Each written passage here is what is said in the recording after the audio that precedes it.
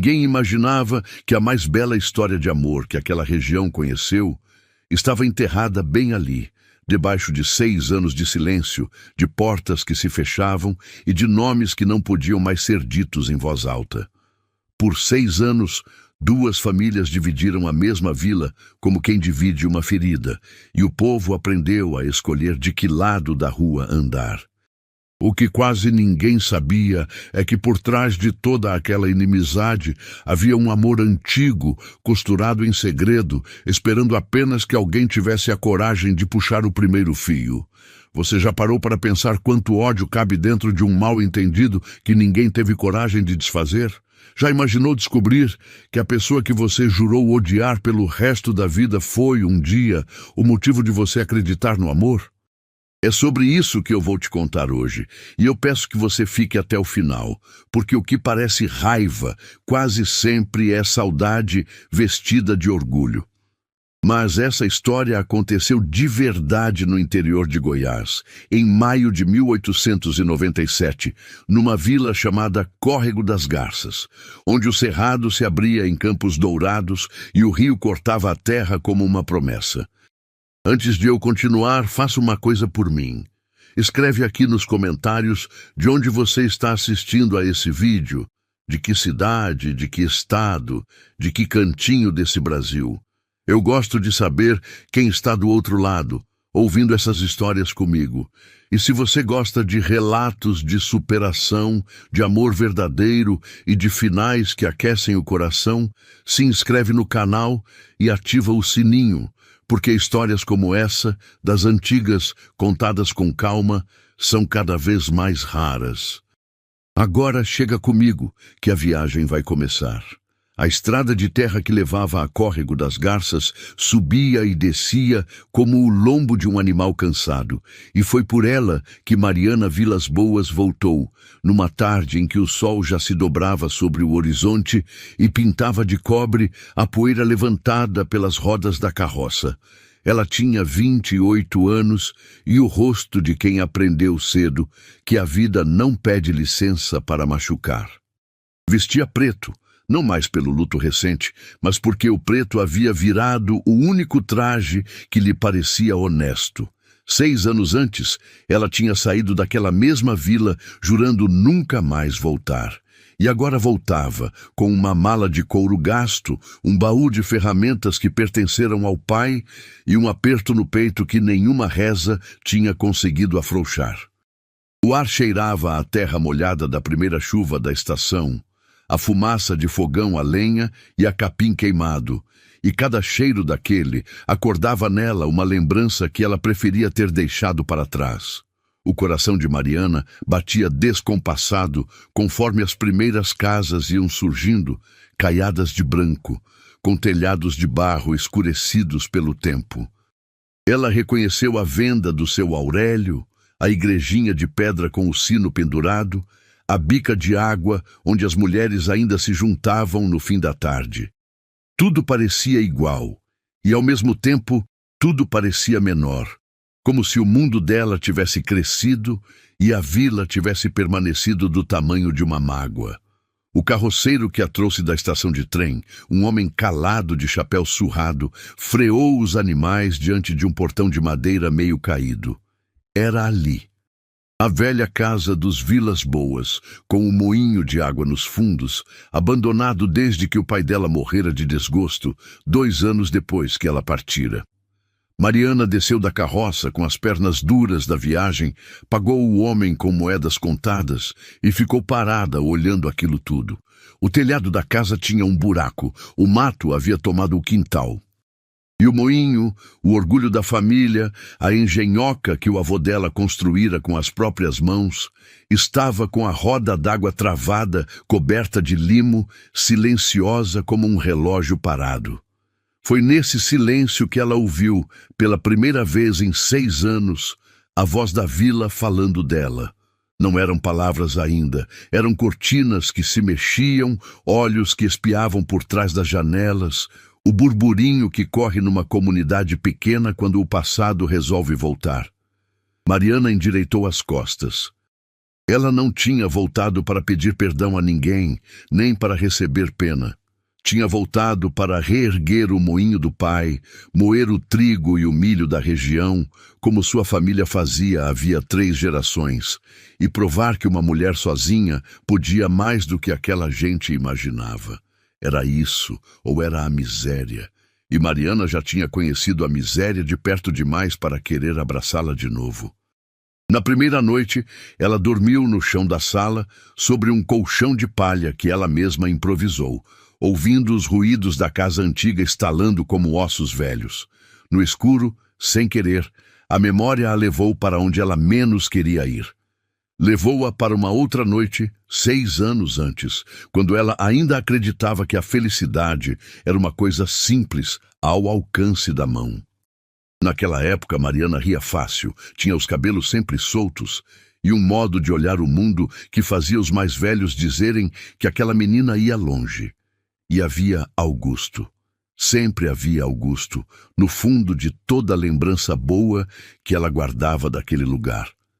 Mas ela cerrou os olhos com força, como quem fecha uma porta no vento, e se obrigou a não seguir aquele caminho. Augusto Rezende era, agora, apenas um nome que sua família tinha aprendido a cuspir.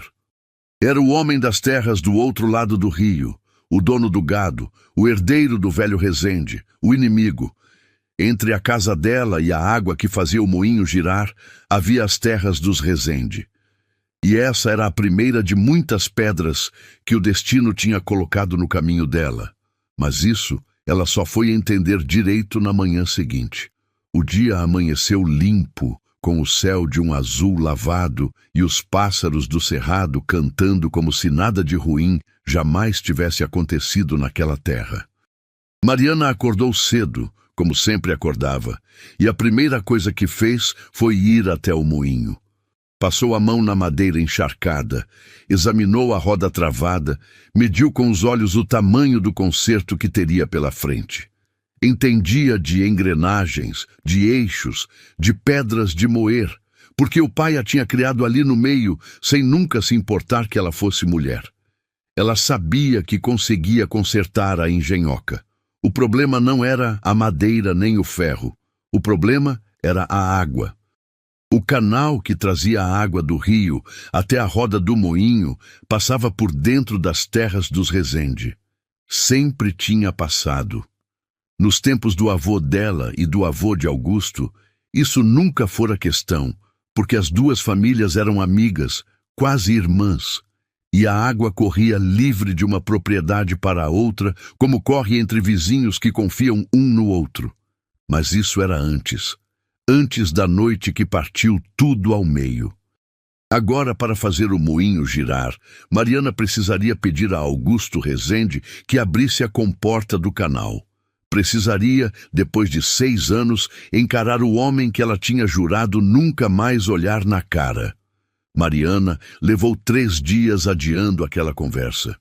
Nesses 3 dias, limpou a casa, tapou o buraco do telhado com o que tinha, desbastou o mato do quintal e começou a soltar a ferrugem das engrenagens do moinho, trabalhando do nascer ao pôr do sol com as mãos calejadas e a testa suada. O povo da vila a observava de longe e aos poucos as línguas começaram a se soltar. Na bica de água, as mulheres comentavam que a filha do velho Vilas Boas tinha voltado mais dura, mais fechada, viúva antes dos 30. Na venda do seu Aurélio, os homens apostavam quanto tempo ela aguentaria sozinha naquela casa, caindo aos pedaços antes de desistir e ir embora de novo. Foi na venda, aliás, que Mariana teve o primeiro encontro que importou. Ela tinha ido comprar pregos, querosene e um pouco de farinha e estava contando as moedas no balcão quando a porta se abriu e entrou um homem de meia idade, vestido com esmero demais para uma vila daquele tamanho, colete de boa fazenda, corrente de relógio reluzindo no peito, botas limpas apesar da poeira da rua. Era Floriano Mesquita, o comerciante que tinha chegado a Córrego das Garças fazia uns 7 ou 8 anos e que desde então fora comprando terra atrás de terra, secando aos poucos os pequenos proprietários até que eles vendessem o que tinham por quase nada. Ele tinha um sorriso largo e uma voz macia, dessas que parecem mel, mas deixam um gosto estranho na boca depois. Floriano cumprimentou Mariana com uma menésura exagerada. Disse que sentia muito pela perda do marido dela, que a vila inteira lamentava e que estava às ordens para o que ela precisasse. Mariana agradeceu com a cortesia justa, nem mais nem menos, porque algo naquele homem a deixava em guarda sem que ela soubesse explicar o porquê. Foi então que Floriano, fingindo um interesse casual, comentou que sabia que ela pretendia reabrir o velho moinho e que aquilo era uma pena, um esforço tão grande para uma coisa fadada a não dar certo. Ele disse com aquela voz de seda que a água passava pelas terras dos Rezende e que todo mundo sabia o tamanho do ódio que havia entre as duas famílias. Disse que ela jamais conseguiria a água e que, se quisesse, ele poderia comprar dela a casa e o moinho por um preço justo, livrando-a daquele fardo. Mariana sentiu o chão firmar debaixo dos pés, do jeito que sempre firmava quando alguém tentava empurrá-la.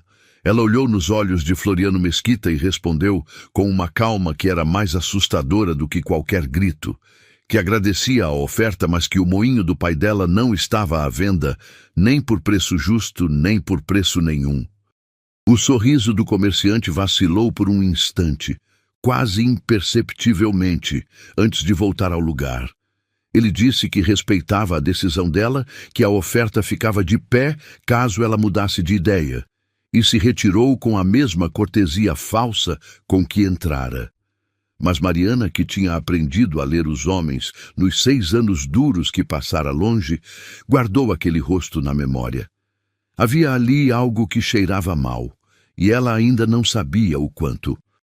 Naquela mesma tarde, ela decidiu que não adiantava mais fugir. Vestiu o melhor vestido que tinha, que mesmo assim era simples, prendeu os cabelos com esmero e atravessou a ponte de madeira que separava as terras dos Vilas Boas das terras dos Rezende. Cada passo sobre aquelas tábuas era um passo para dentro do próprio passado. Ela conhecia aquele caminho de cor. Tinha corrido por ali menina, tinha namorado por ali moça, tinha chorado por ali na noite em que tudo desabou. O rio corria embaixo, manso e marrom, indiferente a tudo o que os homens haviam construído e destruído nas suas margens. A sede da fazenda dos Rezende continuava imponente, uma casa grande de janelas azuis, com um alpendre largo, onde no tempo bom as famílias se reuniam para tomar café e conversar até a noite cair. Agora o alpendre estava vazio. Um peão que capinava perto da cerca a viu chegar e parou o trabalho, a enxada suspensa no ar, como se tivesse visto uma assombração. Era Tobias, o capataz, homem de confiança dos Rezende havia mais de 20 anos, de barba grisalha e olhos bondosos, que se arregalaram ao reconhecer quem se aproximava. Ele largou a enxada e veio depressa, dizendo em voz baixa, quase um sussurro, que ela não devia estar ali, que aquilo ia dar problema, que era melhor ela voltar antes que o patrão a visse. Mariana respondeu com firmeza que precisava falar com Augusto, que tinha assunto de negócios e que não ia embora sem ser ouvida. Tobias a olhou por um longo momento e nos olhos dele havia uma tristeza antiga, como se ele soubesse de coisas que ninguém mais ousava lembrar. Ele suspirou, balançou a cabeça e disse que ia chamar o patrão, mas que ela que se cuidasse, porque a ferida ainda estava aberta. E entrou na casa, deixando-a sozinha no terreiro, sob o sol da tarde, com o coração batendo como um tambor de festa que ninguém queria dançar.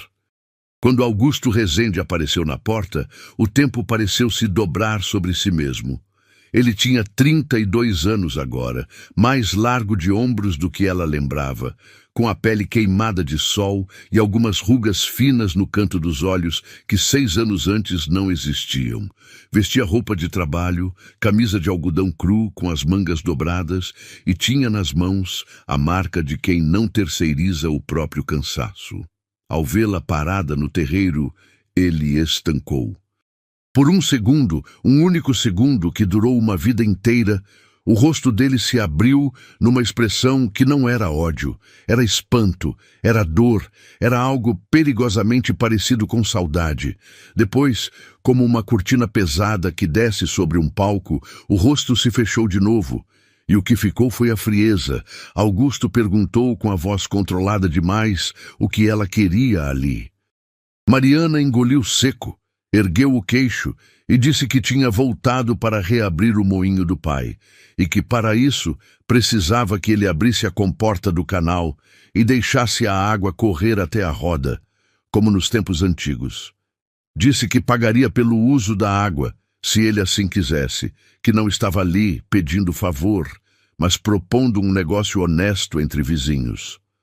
As palavras saíram firmes, ensaiadas, mas por dentro ela tremia e torcia para que a roupa preta escondesse o quanto.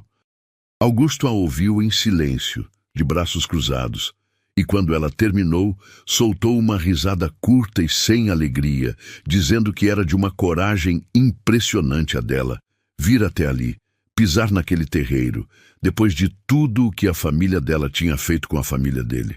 Mariana sentiu o sangue subir e respondeu, antes que pudesse se conter, que a família dela não tinha feito nada, que quem tinha destruído tudo havia sido ele e os Rezende, e que ela sabia muito bem de que lado estava a verdade. Os dois ficaram ali, frente a frente, separados por poucos passos e por 6 anos de versões diferentes da mesma tragédia, cada um convicto de que o outro era o culpado, cada um carregando uma metade da história sem saber que faltava a outra. Foi Tobias, parado a uma distância respeitosa, quem quebrou o impasse, dizendo baixinho que talvez fosse melhor conversarem com calma, que aquilo tudo já tinha feito mal demais a gente demais. Augusto o silenciou com um olhar, mas algo nas palavras do velho capataz pareceu mexer com ele. Ele descruzou os braços, respirou fundo e disse a Mariana que pensaria sobre a água. Só isso. Que pensaria. E que ela podia ir embora. Mariana entendeu que aquilo, vindo dele, já era mais do que ela esperava, e que insistir naquele momento só fecharia a porta de vez. Então agradeceu com um aceno seco, deu meia volta e atravessou de novo a ponte, sentindo o olhar dele queimando nas suas costas o caminho inteiro. Naquela noite, nenhum dos dois dormiu direito. Na casa dos Vilas Boas, Mariana revivia cada palavra, cada gesto, e o modo como o rosto dele tinha se aberto naquele primeiro segundo antes de endurecer. Na fazenda dos Rezende, Augusto ficou até tarde no alpendre, olhando a escuridão do cerrado com uma garrafa de cachaça que ele mal tocou, perguntando-se por que diabos, depois de 6 anos jurando esquecê-la, bastara vê-la parada no terreiro para que tudo voltasse de uma vez, como um rio que arromba a comporta. Ele tinha aprendido a viver com o ódio porque o ódio era mais fácil de carregar do que a verdade. Mas a verdade, ele começava a desconfiar. Talvez fosse outra coisa completamente diferente do que lhe haviam contado. 3 dias depois, quando Mariana já começava a achar que a resposta seria o silêncio, ela ouviu de manhã cedo um barulho que não escutava havia muito tempo. Era o som da água correndo no canal. Saiu correndo de dentro de casa, descalça, e viu a comporta do lado dos Rezende aberta, a água descendo limpa e forte pelo leito de pedra até a roda do moinho, que começou a se mover devagar, rangendo, despertando de um sono de anos. Os olhos dela se encheram d'água sem que ela desse permissão, e ela ficou ali parada, vendo a roda girar, com uma mistura de alegria e de algo que preferiu não nomear. Augusto tinha aberto a comporta, sem dizer nada, sem mandar recado, sem cobrar preço. Apenas tinha aberto. No alto da margem do outro lado, ele observava. Mariana o viu, uma silhueta a cavalo recortada contra o céu da manhã, parado, olhando a roda do moinho girar, como quem assiste a uma coisa que pensava nunca mais ver. Por um instante, os olhares dos dois se cruzaram sobre a água que os separava e os unia ao mesmo tempo. Ela ergueu a mão num gesto tímido de agradecimento. Ele não respondeu ao gesto, apenas tocou a aba do chapéu com 2 dedos, virou o cavalo e sumiu por entre os capins altos. Mas aquele toque de chapsú, pequeno como era, ficou aquecendo o peito de Mariana o dia inteiro, e ela se irritou consigo mesma por isso, porque tinha jurado não sentir mais nada que viesse daquele lado do rio. Nas semanas que se seguiram, o moinho voltou a viver.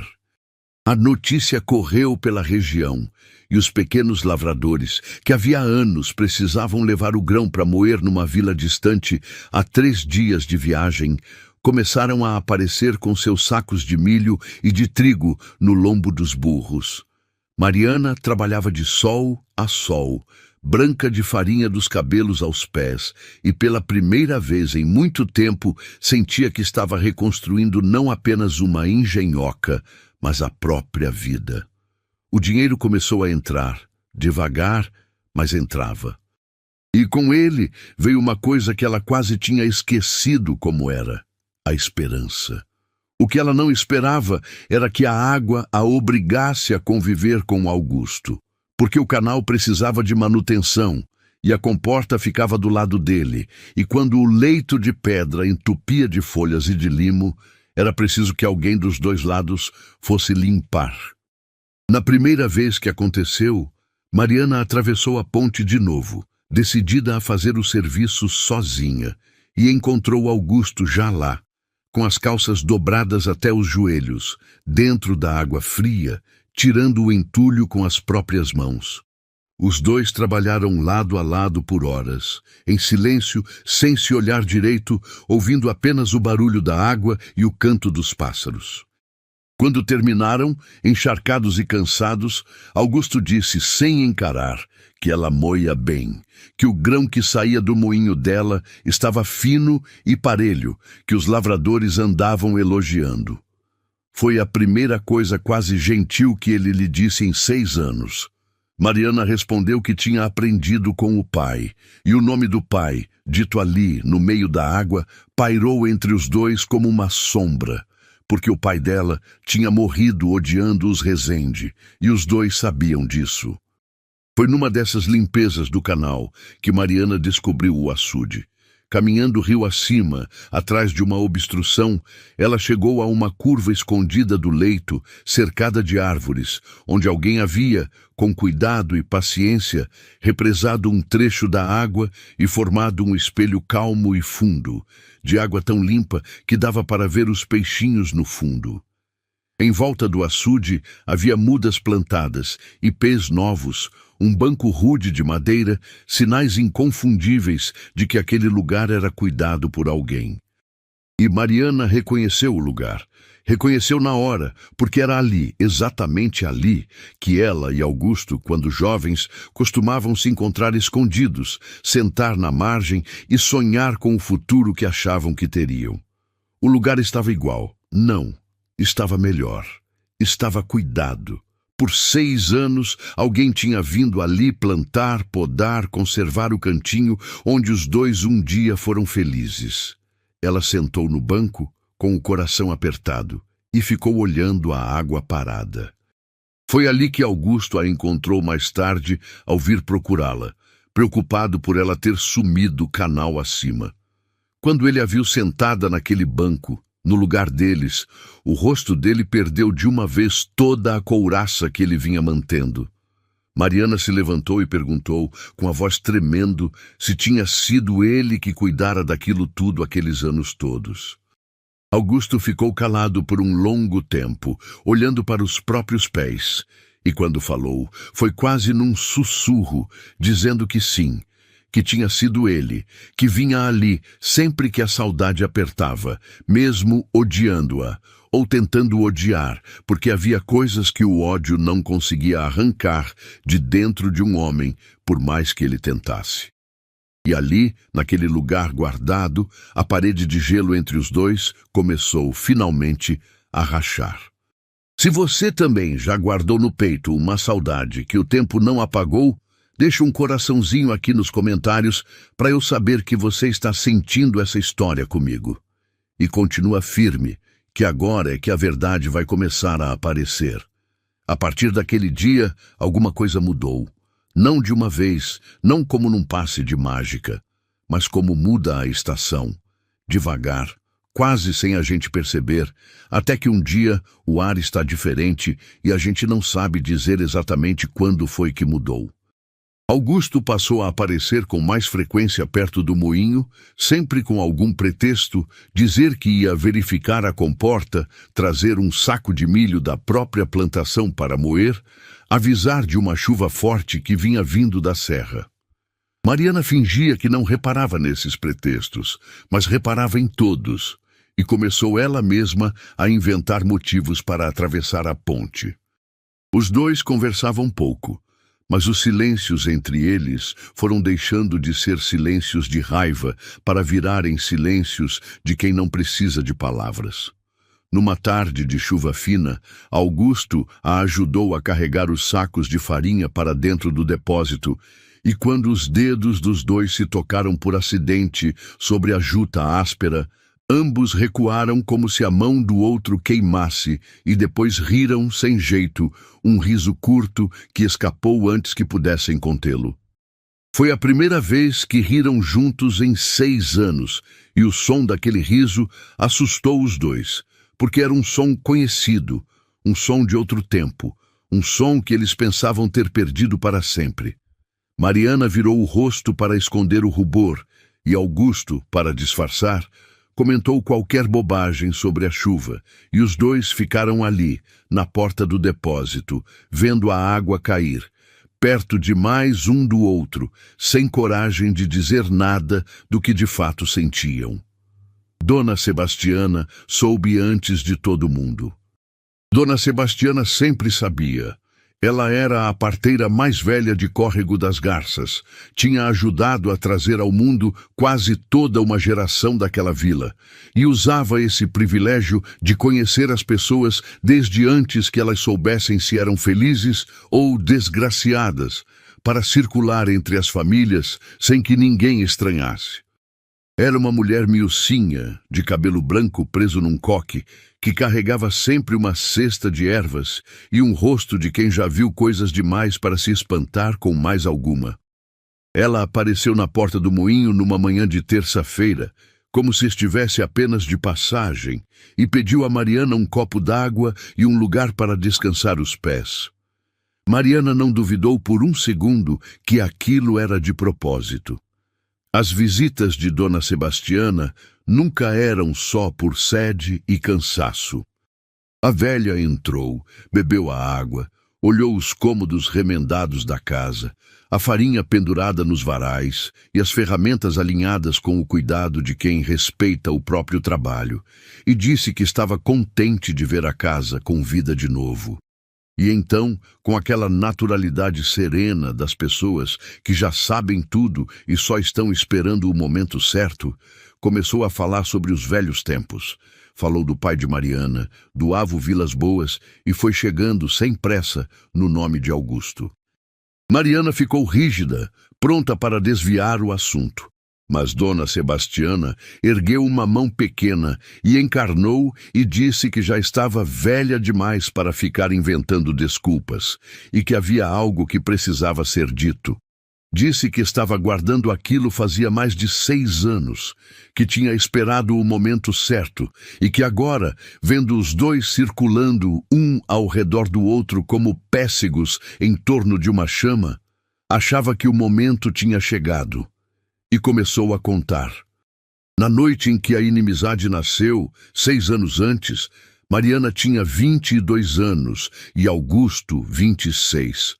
Eram noivos de boca, ainda sem a bênção formal das famílias, mas todo mundo da vila já sabia que aqueles dois iam se casar. Era a união mais natural do mundo, o moinho dos Vilas Boas e a fazenda dos Rezende, duas famílias que se complementavam havia gerações. Mas havia também Floriano Mesquita, que naquela época ainda estava se estabelecendo na região, comprando suas primeiras terras, construindo sua rede de influência.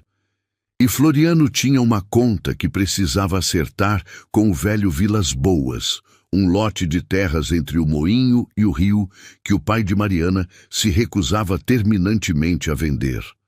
Aquelas terras eram a chave para o acesso que Floriano queria ter ao leito do rio, para construir ali o seu próprio moinho e derrubar a concorrência.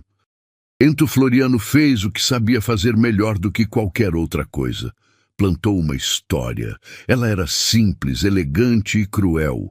Começou a espalhar que Augusto andava cortejando uma moca de Vila Bela atrás das costas de Mariana. Contava com detalhes fabricados, nomes, datas, descrições de encontros que nunca existiram. Ao mesmo tempo, foi no ouvido do velho Rezende e disse que o pai de Mariana andava falando mal do filho dele na cidade vizinha, que dizia que o rapaz não prestava, que era fraco de caráter e que a filha merecia melhor. As palavras chegaram de formas diferentes nos dois lados, distorcidas no caminho, como sempre ficam as palavras quando passam pela boca errada. O velho Vilas Boas, que amava a filha com aquela fiereza silenciosa dos pais que nunca sabem dizer o que sentem, mas fazem tudo por demonstrar, confrontou Augusto numa prática de feira. Palavras duras foram ditas. O orgulho dos Rezende respondeu na mesma moeda. Augusto, já envenenado pelas histórias que chegaram ao seu ouvido, achou que o sogro queria desfazer o noivado por considerar a família dele inferior. Mariana, que não entendia o que estava acontecendo, tentou interceder e foi mal interpretada pelos dois lados ao mesmo tempo. E naquela mesma noite, o que havia entre eles, que era delicado como só são as coisas recém-nascidas, desmoronou. Palavras terríveis foram ditas. O noivado acabou. As famílias encalacradas. E Mariana, com o coração em pedaços e o orgulho sangrado, casou-se 1 ano depois com um homem decente que morava na cidade e foi embora de Córrego das Garças jurando não voltar. O que nunca chegou a ela foi a carta. Augusto, 3 semanas depois da briga, num momento de lucidez que custou tudo o que tinha de orgulho, tinha escrito uma carta para Mariana.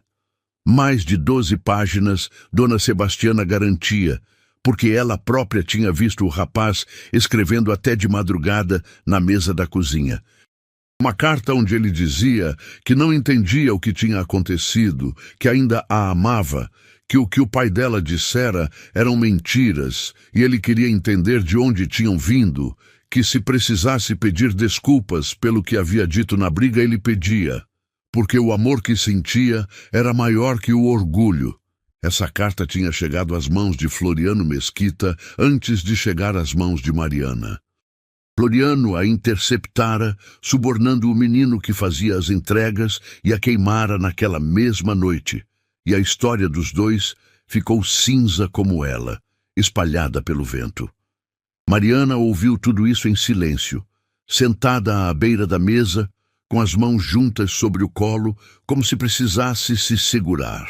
Quando Dona Sebastiana terminou, havia um silêncio tão pesado naquele quarto que dá para ouvir o farelo de milho deslizando pelas pedras do moinho lá fora. Mariana perguntou, com uma voz fina que ela mal reconhecia como a própria, de onde Dona Sebastiana sabia de tudo aquilo. A velha respondeu que o menino que fazia as entregas tinha sido o filho mais novo de sua comadre e que o menino, já crescido e carregando a culpa, havia confessado a ela tempos depois, antes de ir embora para trabalhar na capital, que Floriano não sabia que ela sabia. E que ela tinha guardado aquilo esperando o dia em que a verdade pudesse servir de algo, porque verdade que chega cedo demais é bala perdida. Mariana ficou em silêncio por muito tempo depois que a velha foi embora. A tarde caiu, o moinho parou, a água continuou correndo no canal e ela ficou ali, sentada no escuro que foi chegando aos poucos, sem acender o candeeiro, refazendo mentalmente cada passo dos últimos 6 anos, cada escolha, cada dor. Cada noite em que ela tinha odiado o nome de Augusto Rezende e tentado convencer a si mesma de que o ódio era merecido. E o que ficou, quando as lágrimas finalmente vieram, não era raiva de Augusto. Era raiva de uma mentira que tinha roubado 6 anos dos dois e que ainda estava bem ali, com colete limpo e sorriso de mel, circulando pela vila como um homem de bem. Na mesma hora, ela pensou em ir buscar Augusto e contar tudo. Mas então lembrou de Dona Sebastiana dizendo que verdade que chega cedo demais é bala perdida. E percebeu que antes de contar para Augusto, precisava de provas. Floriano Mesquita era um homem de posses e de relações. E uma história contada por uma mulher sozinha contra ele, sem nada nas mãos, só o fortaleceria. Ela precisava ser mais cuidadosa do que nunca. Enxugou os olhos, acendeu o candeeiro e foi até a gaveta da escrivaninha do pai, onde guardava os papéis da propriedade. Começou a reler os documentos, a data das escrituras, os marcos das terras, e ali, nas linhas secas e formais de uma escritura de 1889, ela encontrou a primeira ponta do fio. As terras entre o moinho e o rio, as que o pai sempre se recusara a vender, tinham sido transferidas para o nome de Floriano Mesquita exatamente 6 meses depois da inimizade começar. Quando o pai, destruído pelo desgosto e pela doença, já não tinha mais forças para resistir. A venda tinha sido feita pelo preço de uma míngua, assinada perante o tabelão de Vila Formosa, legal e documentada. E com aquelas terras, Floriano tinha finalmente o que sempre quis, o acesso ao leito do rio. O que ele não tinha construído ainda era o moinho próprio, porque, descobriu Mariana lendo mais uma escritura, aquele trecho do rio tinha uma limitação d'água que só sustentava um moinho. Enquanto o moinho dos Vilas Boas ficasse parado, havia água sobrando e Floriano podia planejar o seu próprio. Mas agora que o moinho dela estava de novo em funcionamento, a equação de Floriano tinha sido perturbada. E Mariana entendeu, com uma clareza que gelou, que o homem não ia simplesmente aceitar isso.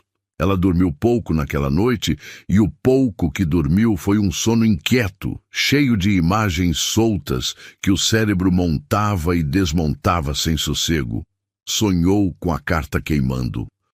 Sonhou com as páginas de letra de Augusto virando fuligem negra entre os dedos de Floriano Mesquita, que sorria com aquele sorriso macio enquanto as cinzas voavam. Acordou antes do galo, com o corpo rígido e a cabeça trabalhando, e ficou deitada na escuridão, organizando o que sabia e o que precisava descobrir antes de agir. Devia contar para Augusto? Sim, mas não ainda. Precisava de mais provas. Precisava do menino crescido, o filho da comadre de Dona Sebastiana, que agora estava na capital. Precisava, acima de tudo, entender de que forma Floriano pretendia se mover agora que o moinho voltara a funcionar. A resposta de Floriano não demorou a chegar.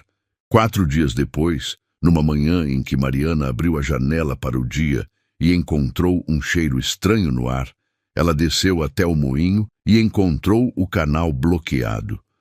Não era entulho natural de folhas e galhos. Era uma obstrução de pedras grandes, colocadas deliberadamente, com cuidado e intenção. Alguém tinha ido ali de noite e bloqueado o fluxo d'água. A roda do moinho estava parada. Na base da pedra maior havia uma marca que Mariana reconheceu. Era o jeito que Floriano marcava os marcos das suas propriedades, um entalhe em forma de F, discreto demais para ser prova, visível demais para ser acidente. Ela ficou olhando aquilo por um bom tempo, com as mãos nos quadris e a raiva subindo no peito. Então foi buscar a pá e começou a tirar pedra por pedra. Era serviço de 2 pessoas, ela sabia, e levaria o triplo do tempo. Mas ela estava tirando a 3ª pedra quando ouviu passadas atrás de si, e quando se virou, estava lá Augusto com Tobias, descidos da margem, e sem uma palavra os 2 começaram a ajudar. Trabalharam os 3 em silêncio por mais de 2 horas, até o canal estar limpo e a água voltando a correr. Quando acabaram, Augusto ficou parado olhando a obstrução que tinha desmontado, as pedras empilhadas na margem, e disse, com voz baixa, que aquilo não era acidente. Mariana concordou que não era. Ele perguntou se ela tinha ideia de quem.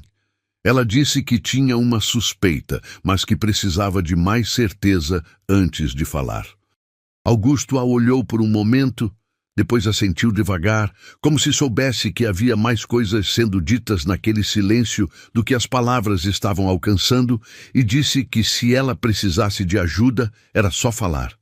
Mariana sentiu naquele momento que a ponte entre os 2 não estava apenas remendada, estava sendo reconstruída, tijolo por tijolo, em cima da água que sempre correu entre eles.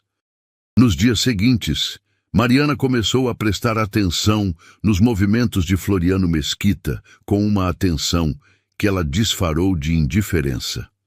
Sabia que ele passava toda quinta-feira na venda do seu Aurélio para revisar contas e tomar café com os homens da vila. Sabia que ele tinha um amanuense jovem, um rapaz chamado Valdemar, que copiava seus documentos e que era apaixonado por uma filha do ferreiro. E sabia, por coisa que Tobias disse sem querer numa conversa sobre a limpeza do canal, que Floriano havia visitado Augusto já 2 vezes nos últimos meses, oferecendo comprar um lote de terras dos Rezende que ficava exatamente encostado nas terras que já tinha. As peças iam se encaixando de um jeito que era cada vez mais difícil de ignorar. Foi Tobias, de novo, que, sem perceber, abriu a janela mais importante. Numa tarde em que ajudava a descarregar milho no moinho, o velho capataz comentou, com aquele jeito casual de quem conversa sobre o tempo, que anos atrás, quando a confusão entre as famílias começou, o patrão Augusto tinha encomendado uma investigação de um advogado em Vila Formosa, porque não achava que o pai de Mariana fosse capaz das coisas que disseram que ele dissera. Que o advogado tinha chegado perto de alguma coisa, mas que Floriano had aconselhado Augusto a deixar aquilo para lá, que revolver passado só fazia mal, e Augusto, exausto e amargurado, tinha desistido. Mariana ouviu aquilo e sentiu o estômago virar.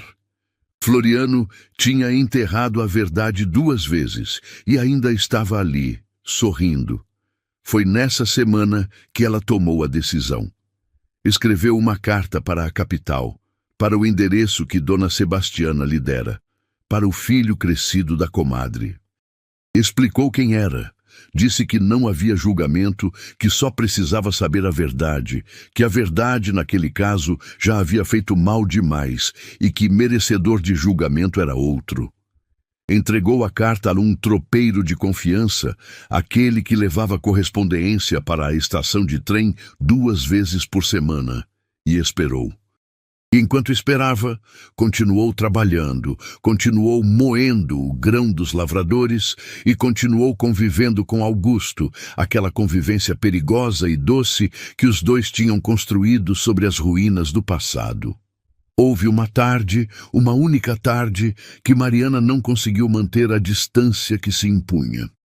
Estava consertando uma das engrenagens do moinho, deitada de costas debaixo da roda, com os braços no alto e as ferramentas espalhadas ao redor, quando a piceia que estava tentando encaixar escorregou e ela a perdeu no escuro. Ficou lá, porá um momento, com o braço erguido no vazio, e foi quando sentiu a mão de Augusto, que tinha chegado sem ela perceber, alcançar a peça no chão escuro e entregá-la na mão dela.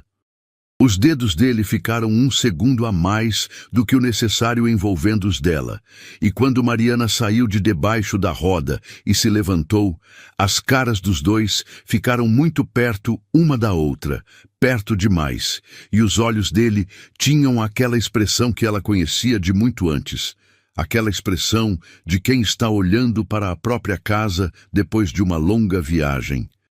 Ela se afastou devagar, disse alguma coisa sobre a engrenagem, ele respondeu alguma coisa sobre o sol que já estava baixo, e nenhum dos dois disse o que de fato precisava ser dito. Mas o coração de Mariana bateu forte o restante do dia, e ela parou de mentir para si mesma que aquilo era indiferença. A resposta da capital chegou 18 dias depois, num envelope dobrado e manchado pela viagem. O filho da comadre de Dona Sebastiana, que se chamava Ernesto e que tinha 30 e poucos anos agora, escreveu que sabia que um dia aquele momento viria e que já estava preparado. Confirmou tudo. Disse que Floriano Mesquita, em pessoa, lhe dera a carta com uma boa quantia de dinheiro e a ameaça velada de que seria mal para sua família se ele não cooperasse. Disse que era muito jovem naquela época e que o medo falou mais alto, que desde então carregava aquilo como uma pedra no pescoço. Disse que estava disposto a colocar aquilo por escrito com a data e os detalhes, assinado e reconhecido em cartório, se Mariana precisasse, e que pedia perdão, embora soubesse que perdão era pouco para o tamanho do dano. Mariana leu a carta 3 vezes, dobrou-a com cuidado, colocou-a no bolso do avental e foi até o açude. Ficou olhando a água por um tempo longo, ouvindo o vento no cerrado, sentindo o cheiro da terra úmida. Depois voltou para casa, acendeu o candeeiro e ficou até tarde da noite escrevendo. Quando terminou, tinha na mão um resumo de tudo o que sabia, com os documentos das escrituras das terras, a carta de Ernesto e as datas que ela tinha levantado nos arquivos do tabelionato, onde havia ido 2 dias antes com um pretexto qualquer e passado horas fingindo procurar outra coisa, enquanto fotografava mentalmente o que importava. Era uma história coesa, documenta, e era a verdade. Faltava apenas uma coisa. Ela precisava contar para Augusto antes de qualquer movimento, porque aquela era a história dos dois, e ele tinha o direito de saber antes de qualquer outra pessoa. Escolheu um domingo de manhã, quando sabia que Augusto costumava caminhar sozinho pela beira do rio, antes da missa. Foi ao encontro dele, com os papéis dentro de uma bolsa de couro, o coração na garganta e os pés firmes. Ela o encontrou exatamente onde esperava, parado na margem, jogando pedrinhas na água, com aquele gesto distraído de quem pensa mais do que aparenta. Ele a viu chegar e ficou parado, sem a expressão de defesa habitual, apenas esperando. Ela sentou na margem, ao lado dele, e disse que havia algo que precisava lhe contar, que ia demorar, que era difícil e que ela pedia que ele ouvisse até o fim antes de dizer qualquer coisa.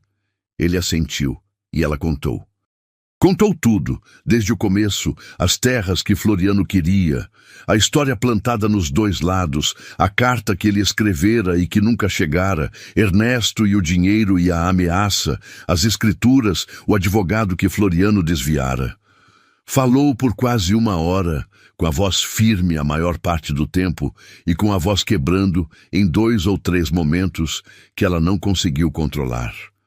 Augusto ouviu em silêncio absoluto, sem a interromper, jogando as mãos sobre os joelhos quando ela disse a parte da carta e ficando absolutamente imóvel quando ela disse a parte do dinheiro e do menino. Quando ela terminou, havia um silêncio que o rio não era suficiente para preencher.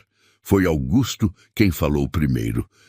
Disse com a voz grave e controlada de quem está segurando muita coisa ao mesmo tempo, que tinha passado 6 anos acreditando que o pai dela tinha ido até a feira propositalmente humilhá-lo e que tinha passado esses 6 anos começando cada dia odiando isso e terminando o dia não conseguindo entender como uma coisa tão feia tinha cabido dentro de uma família que ele conhecia como boa. Disse que quando Mariana partiu, ele ficara parado no meio do pátio da fazenda por não sei quanto tempo, olhando a estrada, e que a parte que mais doeu não foi a briga, foi não saber o que era verdade, e que agora sabia. Levantou-se, ficou de costas para ela por um momento, os ombros tensos, e quando se virou, Mariana viu nos olhos dele uma combinação de coisas que ela nunca tinha visto no mesmo lugar ao mesmo tempo. Furor, alívio e a primeira lágrima que provavelmente ele derramava em muitos anos, que ele enxugou com as costas da mão com um gesto rápido, quase envergonhado. Ela estendeu a mão para ele. Ele a olhou por um segundo, aquela mão aberta oferecida na beira do rio, e a tomou. Não disseram mais nada por um tempo, não precisavam. 6 anos de inimizade tinham sido construídos em cima de uma mentira, e aquela mentira estava agora ali, desdobrada entre eles, toda a sua feiura visível à luz do dia. O que vinha depois não era mais sobre o passado, era sobre o que faziam com o que tinham nas mãos agora. Se você está acompanhando essa história até aqui, deixa um comentário dizendo o que você faria no lugar deles. Se confrontaria o homem que plantou a mentira ou se deixaria quieto? Eu quero saber o que você pensa. Augusto disse que precisavam de um plano, que ir direto confrontar Floriano Mesquita sem uma estratégia era o mesmo que jogar a verdade na lama e vê-la afundar. O homem tinha influência, dinheiro, relações com os tabeliães, com os comerciantes, com os coronéis das redondezas. Era preciso ser mais esperto do que ele tinha sido. Mariana concordou, mas acrescentou que também não podiam esperar demais, porque homens como Floriano não descansam quando perdem o controle da narrativa. Ela sabia, pelos sinais que vinha observando, que ele já estava inquieto com o moinho funcionando, com a aproximação dos dois. Era questão de tempo até ele tentar um movimento mais agressivo. Tinham uma janela pequena e precisavam usá-la bem. Foi Augusto quem sugeriu que procurassem o padre Matias. O padre era um homem de uns 60 anos, filho da própria região, que tinha batizado metade daquela geração e que, embora fosse discreto nas suas opiniões políticas, tinha o respeito de todo mundo na vila, independente de riqueza ou sobrenome. Se alguém pudesse mediar uma conversa que envolvesse as duas famílias sem que a coisa descambasse para a violência, era ele. Mariana achou que fazia sentido. Mas antes de irem ao padre, ela disse que precisavam garantir que Ernesto, o filho da comadre, estaria disposto a vir até Córrego das Garças, se necessário, e confirmar pessoalmente o que tinha escrito na carta. Porque papel podia ser contestado, mas um homem de pé, olhando nos olhos, dizendo a verdade, era outra coisa. Mandaram um telegrama para Ernesto naquela mesma tarde, via estação de trem, pedindo confirmação. A resposta chegou 2 dias depois.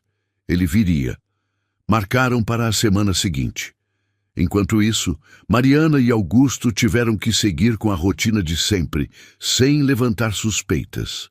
Trabalhavam juntos no canal, conversavam sobre coisas pequenas, milho, chuva, o preço do trigo, e evitavam mencionar o que ambos sentiam crescendo entre eles, porque aquilo, embora fosse a coisa mais importante, era também a mais perigosa de nomear antes que o passado estivesse de fato resolvido. Mas os olhares demoravam. As mãos se tocavam por acaso mais vezes do que o acaso permitiria. E qualquer um que visse os dois juntos, se prestasse atenção de verdade, saberia que ali havia algo sendo reconstruído tijolo por tijolo. Quem percebeu primeiro foi Tobias. O velho capataz tinha olhos treinados para ler o que as pessoas não dizem, e numa manhã, quando ajudava Augusto a consertar uma cerca, comentou, com aquele jeito quase paternal que só os velhos que viram muito mundo conseguem ter, que era bom ver o patrão rindo de novo, que fazia anos que ele não via aquele brilho no olho dele. Augusto parou o que estava fazendo, olhou para o capataz e disse, com uma franqueza rara, que tinha medo. Medo de que tudo aquilo, a reaproximação, a verdade descoberta fosse tarde demais, que 6 anos eram muita coisa, que Mariana tinha sido casada com outro homem, que ela tinha vivido uma vida inteira que ele não conhecia, e que talvez o que havia entre eles antes fosse coisa de juventude que não cabia mais no que eles eram agora. Tobias ouviu tudo. Cuspiu no chão, como fazia sempre que ia dizer algo importante, e respondeu que amor que resiste a 6 anos de mentira e ainda cresce dentro da raiva, não é coisa de juventude, é coisa de verdade. E que se Augusto deixasse passar de novo, ia se arrepender pelo resto da vida. Aquelas palavras ficaram mexendo com Augusto o dia inteiro. Foi nessa semana que aconteceu o incêndio. Numa noite de lua cheia, Mariana acordou com o cheiro de fumaça. Correu para a janela e viu, com o coração disparado, que o depósito de farinha ao lado do moinho estava pegando fogo. As chamas já lambiam o telhado e o vento soprava na direção da casa. Ela saiu gritando, descalça, com o balde nas mãos, tentando pegar água no poço, mas era impossível apagar aquilo sozinha. O fogo crescia rápido, alimentado pelos sacos de farinha, pela madeira seca, pelo vento que conspirava contra ela. Foi quando apareceram, vindos correndo pela ponte, Augusto, Tobias e mais 2 peões dos Rezende, com baldes, com cobertores molhados, gritando instruções uns para os outros. Trabalharam por horas, até as mãos queimadas e os pulmões ardendo de fumaça, e quando conseguiram apagar o último foco, já estava amanhecendo e o depósito era só escombro e cinza. Mariana sentou no chão, suja de fuligem, tremendo, e foi quando viu o que estava escrito na parede externa que sobrou, uma palavra riscada a carvão antes do fogo ser aceso: venda. A mensagem era clara. Floriano Mesquita estava perdendo a paciência. Augusto viu a palavra ao mesmo tempo, e a expressão que tomou o rosto dele foi de uma fúria controlada que assustava mais do que qualquer explosão. Ele disse com a voz baixa e firme que aquilo tinha ido longe demais. Que já não era mais sobre terras ou sobre moinho. Era sobre a segurança dela, e que ele ia resolver aquilo, custasse o que custasse. Mariana segurou o braço dele com força e disse que não iam resolver no impulso, que era exatamente isso que Floriano queria. Os dois agindo sem pensar, criando mais confusão, dando a ele a chance de virar a história de novo. Que tinham um plano e que iam seguir o plano. Augusto respirou fundo, fechou os olhos e concordou. Mas quando abriu os olhos de novo e olhou para ela, havia ali uma determinação que Mariana reconheceu. Ele não ia deixar que nada mais acontecesse com ela. Não de novo. O padre Matias os recebeu na sacristia da igrejinha de pedra, numa tarde de quinta-feira, depois da missa vespertina. Era um homem alto e magro, com a batina surrada de quem usa a mesma há anos, e não vê problema nisso, e olhos claros que pareciam ver mais do que as pessoas mostravam. Ouviu tudo que Mariana e Augusto tinham a dizer, sem interromper, com as mãos postas sobre a mesa de madeira escura. Leu a carta de Ernesto, examinou as cópias das escrituras que Mariana tinha trazido, olhou as datas, os valores, os nomes. Quando terminou, ficou em silêncio por um tempo longo e então suspirou. Um suspiro fundo de quem está cansado da maldade dos homens, mas não surpreso por ela. O padre disse que conhecia Floriano Mesquita bem o suficiente para saber que o homem era capaz daquilo e de pior. Disse que ao longo dos anos tinha ouvido confissões, visto negócios, presenciado falcatruas, e que Floriano tinha sempre um jeito de ficar do lado de fora da culpa direta, mas sempre no centro do lucro. Disse que confrontá-lo publicamente seria difícil, porque ele era hábil em virar acusações, em usar a lei a favor dele em comprar testemunhas e silenciar vozes. Mas que havia uma coisa que homens como ele não suportavam: perder a máscara diante da comunidade que eles enganam. Que se Floriano fosse exposto não num tribunal, mas na frente do povo que ele precisava impressionar para manter o poder, a queda seria inevitável. E sugeriu que fizessem isso num lugar público, com Ernesto presente, na frente das pessoas de bem da vila, num momento em que Floriano não pudesse escapar sem se revelar. Foi decidido, então, que fariam isso na reunião da Irmandade de São Benedito, que acontecia uma vez por mês na praça da igreja e que juntava os homens e as mulheres de posses e de respeito da região para discutir obras, caridades, questões da comunidade. Floriano Mesquita nunca faltava, porque era ali que ele construía sua imagem de homem generoso e respeitável.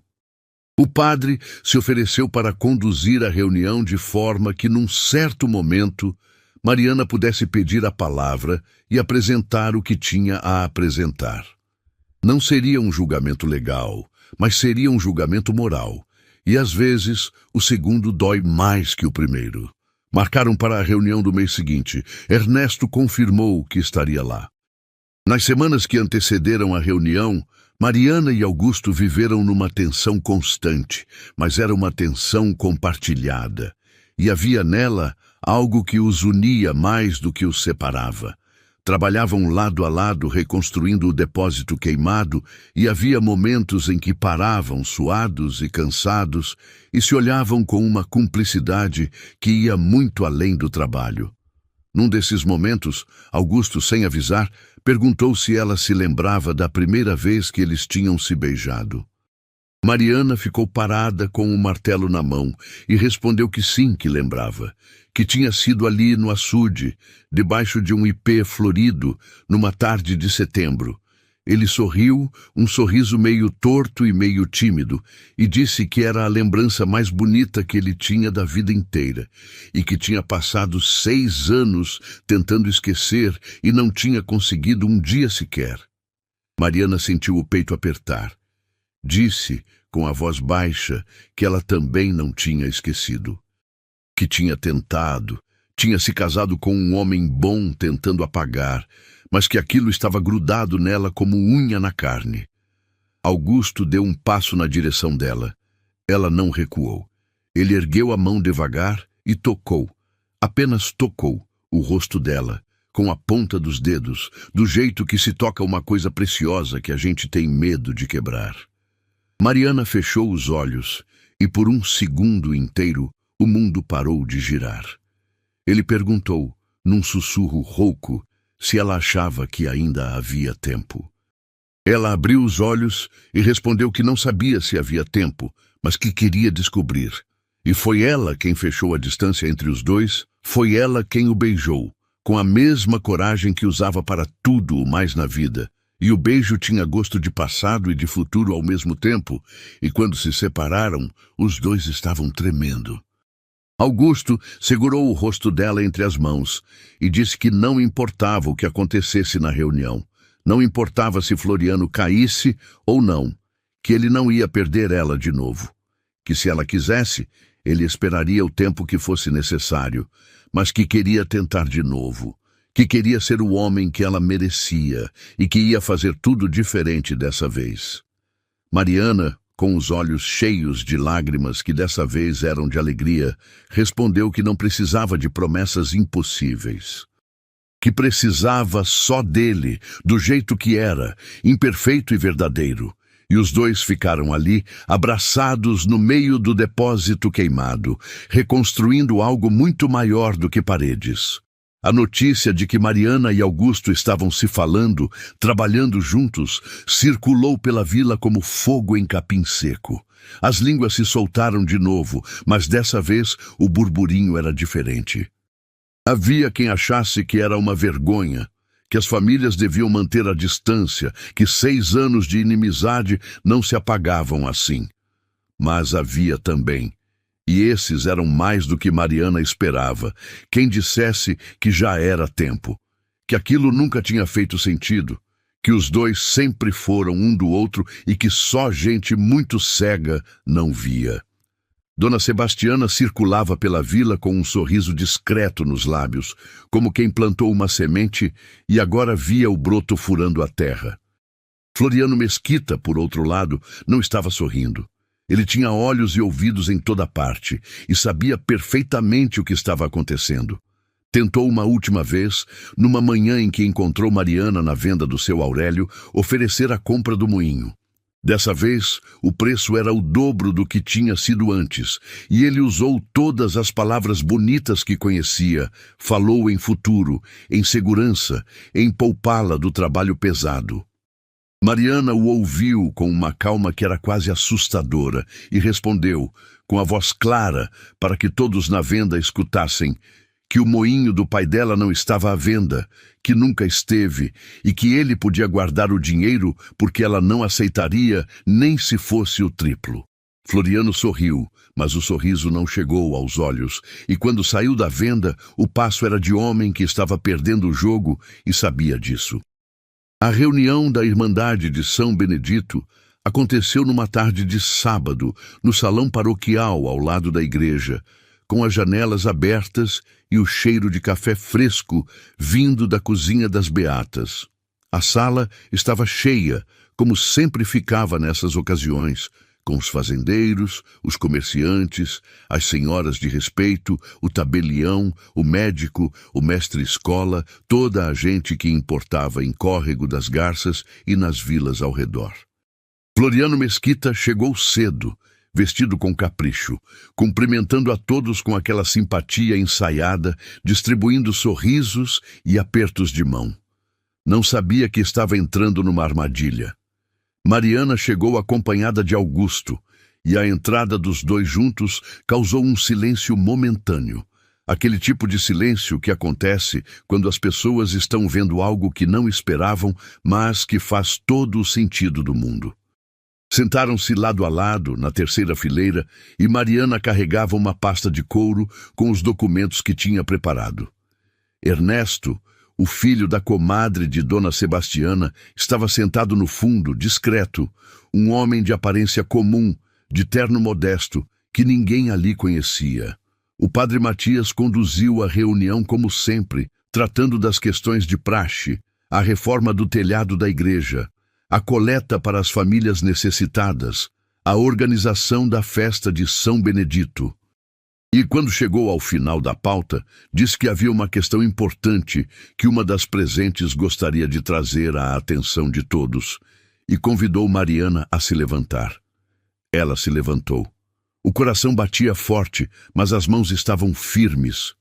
Olhou para Augusto, que lhe deu um aceno discreto de encorajamento e começou a falar. Disse que tinha algo a contar que dizia respeito a toda a comunidade, porque envolvia justiça, verdade e o tipo de gente que aquela vila queria ser.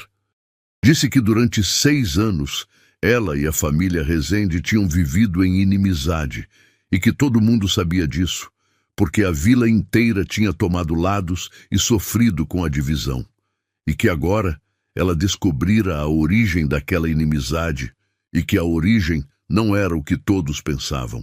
A sala estava em silêncio absoluto. Até as moscas pareciam ter parado de voar. Mariana contou tudo. Contou sobre as terras que seu pai se recusara a vender, sobre Floriano Mesquita querendo aquelas terras para construir seu próprio moinho e controlar o rio. Contou sobre as histórias plantadas nos dois lados, as mentiras que foram ditas ao pai dela e a Augusto, desenhadas para criar ódio onde antes havia amizade. Contou sobre a carta que Augusto escrevera, cheia de amor e de pedido de reconciliação, e que nunca chegou às mãos dela porque foi interceptada e queimada. Então convidou Ernesto a se levantar. O homem se levantou, pálido mas resoluto, e confirmou tudo. Disse seu nome, disse que tinha sido ele, aos 15 anos, quem entregara a carta a Floriano Mesquita em troca de dinheiro e sob ameaça. Disse que carregava aquilo havia anos e que estava ali para contar a verdade, custasse o que custasse. Mostrou a declaração que tinha feito, reconhecida em cartório na capital, com data, detalhes, tudo. A sala explodiu em murmúrios.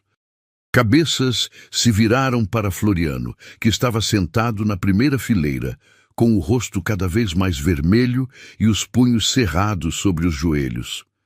Mariana, então, pegou as cópias das escrituras e as passou de mão em mão. Mostrou as datas.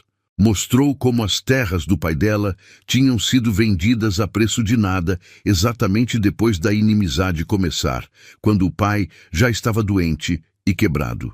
Mostrou o plano inteiro, documentado, frio, calculado. Disse que Floriano Mesquita tinha destruído 2 famílias, dividido uma comunidade, roubado 6 anos da vida dela e de Augusto, tudo por ganância, e que estava ali, na frente de todos, não para pedir vingança, mas para que a verdade fosse conhecida, para que cada um soubesse com quem estava lidando. Floriano se levantou de um salto, o rosto transtornado, e começou a gritar que aquilo era mentira, que era uma armação, que Mariana e Augusto estavam inventando aquilo para difamá-lo. Mas a voz dele soava desesperada, e quanto mais gritava, mais se revelava. O padre Matias pediu calma, pediu que ele respondesse às acusações com serenidade se tinha respostas. Floriano tentou dizer que o menino estava mentindo, que as datas eram coincidência, que ele tinha comprado as terras de forma honesta. Mas quando o tabelião, que estava presente, se levantou e disse que podia confirmar que sim, as terras tinham sido vendidas em condições suspeitas e que na época ele mesmo tinha achado estranho, a defesa de Floriano desmoronou. Outros começaram a falar. O ferreiro disse que Floriano tinha lhe oferecido dinheiro anos antes para espalhar boatos sobre os Rezende. A dona da pensão disse que tinha visto Floriano conversando com o menino das entregas justamente na época que a carta sumira. Pequenas peças que as pessoas tinham guardado, coisas que pareciam estranhas, mas que nunca tinham sido ligadas, vieram à tona como quando se puxa um fio e toda a trama se desfaz. Floriano tentou sair, mas o padre pediu que ficasse, e o peso moral daquele pedido, feito na frente de todos, o segurou no lugar. Ele ficou de pé, tremendo de raiva e de medo, vendo tudo o que tinha construído ruir. O padre Matias, então, com aquela autoridade serena que só os verdadeiramente justos têm, disse que a Irmandade não era tribunal, mas que era um corpo de homens e mulheres de fé e de princípios, e que mentira, manipulação e destruição de famílias não tinham lugar entre eles. Disse que Floriano Mesquita estava, a partir daquele momento, afastado da Irmandade até que reparasse o mal que tinha causado.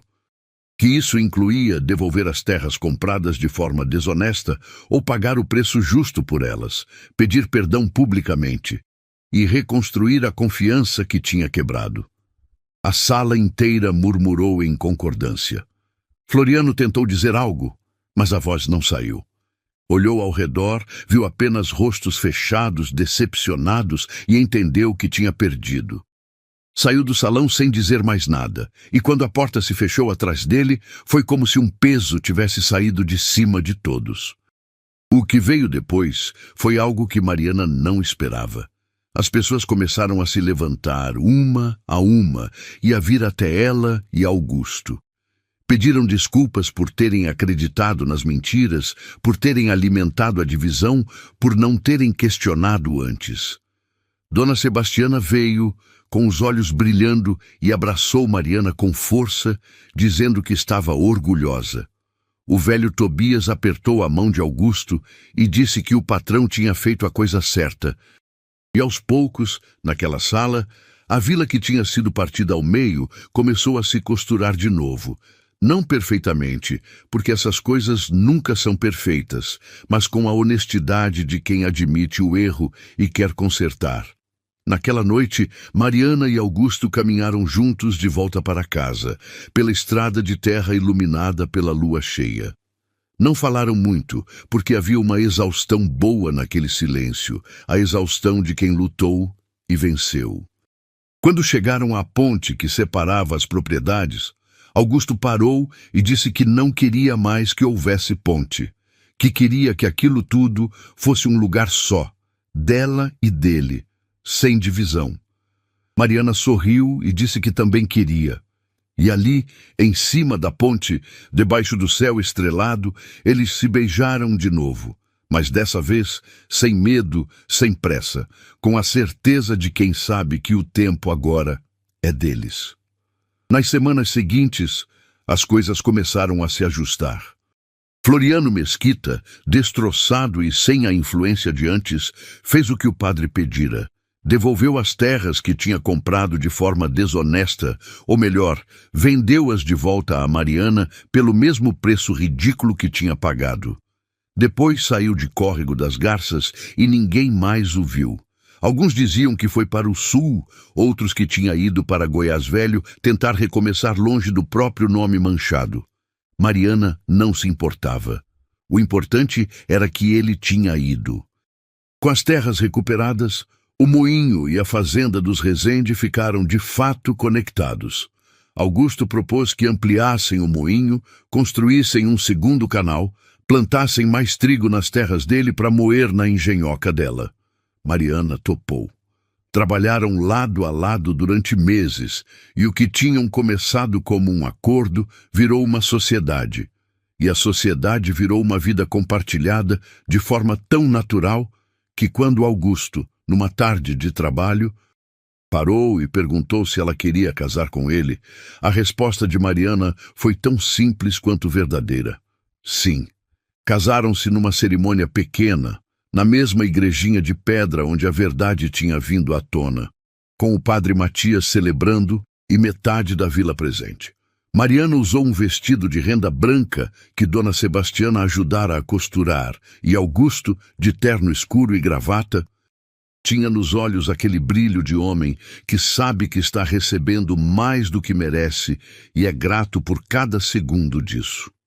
Quando trocaram as alianças, havia lágrimas nos olhos de muita gente, porque aquele casamento não era só de duas pessoas. Era o casamento de duas famílias que tinham sido inimigas e agora se uniam. Era a cura de uma ferida que tinha sangrado por 6 anos. Os anos que se seguiram foram de trabalho duro, mas de felicidade verdadeira. O moinho prosperou. A fazenda cresceu.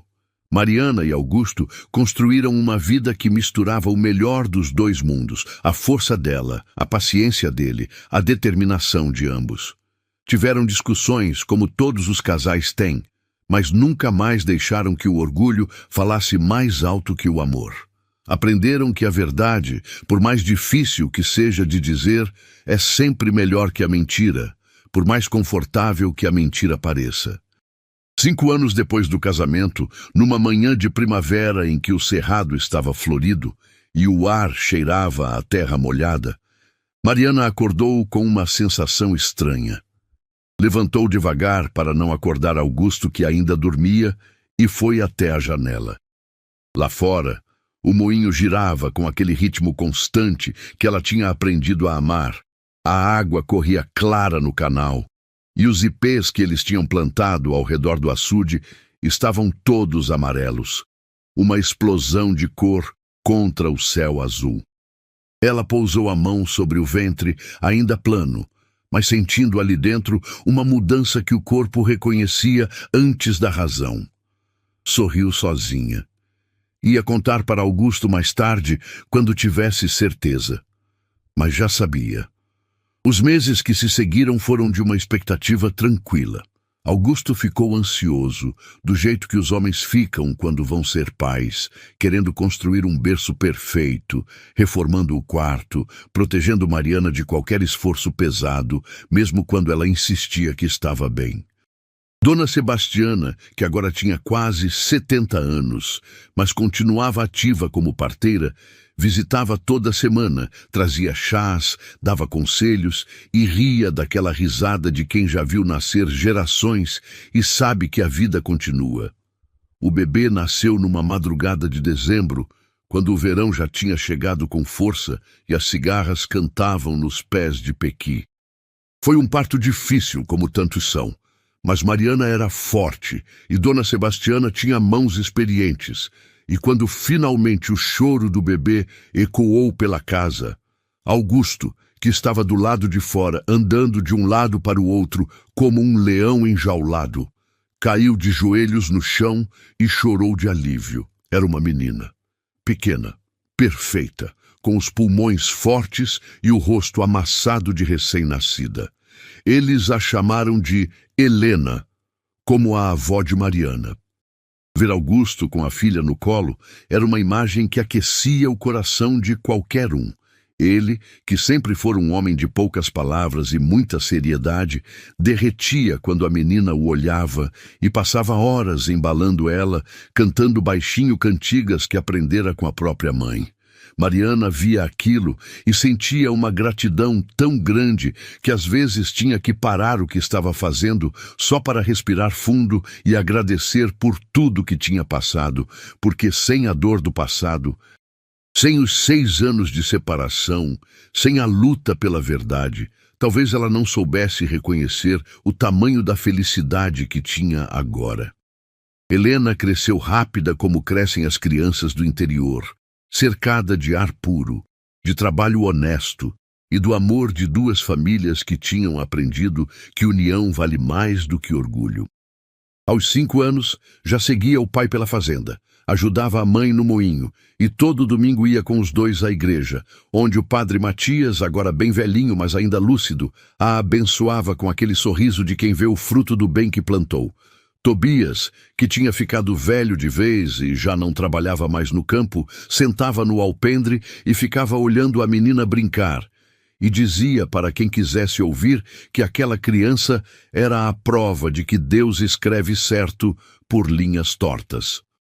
Dona Sebastiana, que finalmente tinha pendurado a bolsa de parteira, visitava sempre, trazia doces de leite e contava histórias antigas que faziam Helena rir e Mariana e Augusto se lembrarem de tudo que tinham vivido. Mas a história que eu vim contar aqui não é sobre a Helena. A história é sobre os pais dela, sobre Mariana e Augusto, sobre o moinho que quase foi perdido e foi salvo, sobre as terras que quase foram roubadas e foram recuperadas, sobre o amor que quase morreu e renasceu mais forte. Porque no fim das contas, o que aconteceu em Córrego das Garças foi isso. 2 pessoas que se amavam tiveram esse amor roubado por uma mentira e levaram 6 anos para descobrir a verdade. 6 anos de ódio, de silêncio, de portas fechadas, de uma inimizade que dividiu famílias e partiu uma vila ao meio.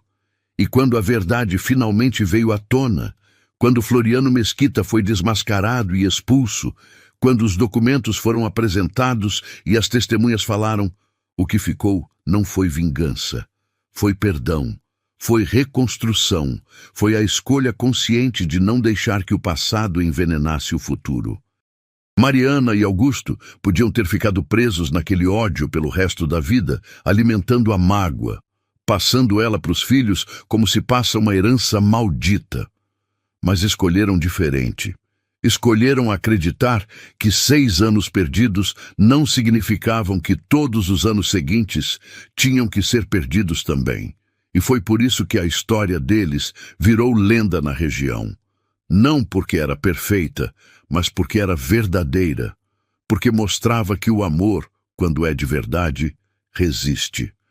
Resiste à mentira, resiste ao tempo, resiste até ao ódio, e que a coragem maior não é a de brigar, mas a de perdoar, a de estender a mão quando seria mais fácil fechar o punho, a de escolher a verdade, mesmo quando a mentira é mais confortável. Anos depois, quando Mariana e Augusto já estavam velhos, de cabelos brancos e mãos marcadas pelo trabalho de uma vida inteira, eles gostavam de sentar no alpendre ao final da tarde, com Helena, já adulta, morando na própria casa com a própria família, e olhar o moinho girando. A roda d'água nunca mais parou. O canal nunca mais secou. E toda vez que alguém novo chegava em Córrego das Garças e perguntava sobre aquelas terras, sobre aquele moinho tão bem cuidado, sobre a história daquela família, os antigos da vila contavam. Contavam sobre a moça que voltou viúva e sozinha para reerguer o que o pai tinha deixado. Contavam sobre o fazendeiro que abriu a comporta mesmo sendo inimigo, porque no fundo nunca tinha deixado de amar. Contavam sobre o comerciante ganancioso que tentou destruir 2 famílias para roubar terras e acabou perdendo tudo. Contavam sobre a carta que nunca chegou, sobre as mentiras que foram plantadas, sobre a verdade que foi descoberta. E contavam, com um sorriso nos lábios, que aquela história de Mariana e Augusto, era a mais bela história de amor que a região já tinha conhecido, porque estava escondida, durante 6 anos inteiros, atrás de uma inimizade que nunca deveria ter existido. E quando finalmente foi descoberta, quando finalmente veio à luz, era tão forte, tão verdadeira, tão cheia de vida, que ninguém duvidou nem por um segundo que valia a pena ter esperado, que valia a pena ter lutado, que valia a pena ter acreditado que o amor, mesmo enterrado, mesmo pisoteado, mesmo dado como morto, pode renascer. E toda vez que um casal novo se casava na igrejinha de pedra de Córrego das Garças, o padre, fosse ele quem fosse, porque o padre Matias já tinha partido fazia tempo, contava a história de Mariana e Augusto, contava como exemplo, contava como ensinamento, contava para lembrar que casamento não é só os dias bons. É também os dias ruins, os mal-entendidos, as brigas, os orgulhos feridos, mas que se houver verdade, se houver perdão, se houver amor de verdade, dá para atravessar qualquer coisa, até 6 anos de ódio. Mariana morreu primeiro, aos 73 anos, numa tarde tranquila de outono, dormindo na rede do alpendre com a mão de Augusto segurando a dela. Ele a seguiu 6 meses depois, como costuma acontecer com quem amou de verdade e não quer ficar sozinho. Foram enterrados lado a lado no cemitério da vila, debaixo de um ipê que floresce amarelo todo ano. E na lápide simples de pedra, além dos nomes e das datas, tinha uma frase que Helena mandara gravar: separados por mentiras, unidos pela verdade, juntos para sempre. O moinho continuou funcionando, passado de geração em geração. E até hoje, se você for a Córrego das Garças, que agora é maior, mais moderna, mas ainda guarda aquele jeito de interior que o tempo não apaga, você vai ouvir o barulho da roda d'água girando. Vai ver o canal de pedra, onde a água corre limpa. E se perguntar, alguém vai te contar a história. Porque histórias assim não morrem, ficam vivas nas bocas do povo, passam de avô para neto, viram parte da terra, parte do ar, parte da identidade de um lugar. E toda vez que alguém está passando por um momento difícil no casamento, ou está com mágoa de alguém que ama, ou está pensando em desistir porque o orgulho está gritando mais alto que o coração, os velhos de Córrego das Garças dão o mesmo conselho. Lembra da história de Mariana e Augusto. Lembra que 6 anos foram perdidos por uma mentira que nenhum dos dois disse. Lembra que, se eles tivessem conversado antes, se tivessem tido coragem de perguntar em vez de acreditar no que os outros diziam, talvez nada daquilo tivesse acontecido. Mas lembra também que quando a verdade finalmente apareceu, eles a agarraram com as 2 mãos. Não ficaram remoendo o tempo perdido, não ficaram se culpando, simplesmente começaram de novo, com a honestidade de quem sabe que o tempo que resta é mais importante que o tempo que passou. E construíram juntos uma vida que valia a pena, uma vida que até hoje, décadas depois, ainda inspira a gente. Então, se você está assistindo essa história, e se no fundo do peito você tem uma mágoa guardada, ou um orgulho que não quer ceder, ou uma palavra que precisa ser dita, mas você está com medo de dizer, pensa na Mariana e no Augusto. Pensa nos 6 anos que eles perderam.